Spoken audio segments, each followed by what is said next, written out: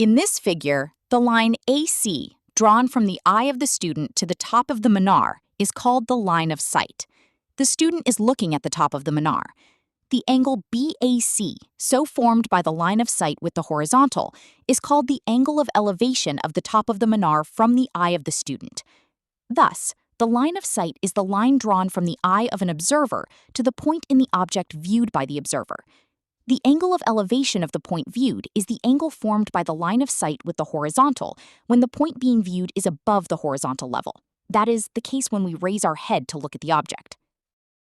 Now consider the situation given in figure. The girl sitting on the balcony is looking down at a flower pot placed on a stair of the temple.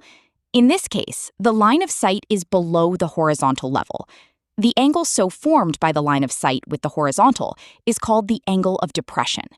Thus, the angle of depression of a point on the object being viewed is the angle formed by the line of sight with the horizontal when the point is below the horizontal level. That is the case when we lower our head to look at the point being viewed. Let's an example. A tower stands vertically on the ground. From a point on the ground, which is 15 meters away from the foot of the tower, the angle of elevation of the top of the tower is found to be 60 degrees. Find the height of the tower. You can see in diagram which represent the problem. Here, AB represents the tower. CB is the distance of the point from the tower, and ACB is the angle of elevation.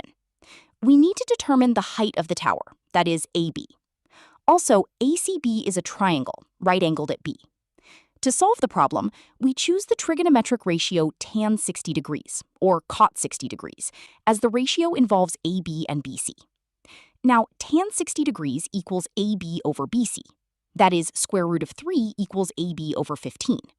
That is, AB equals 15 over square root of 3. Hence, the height of the tower is 15 square root of 3.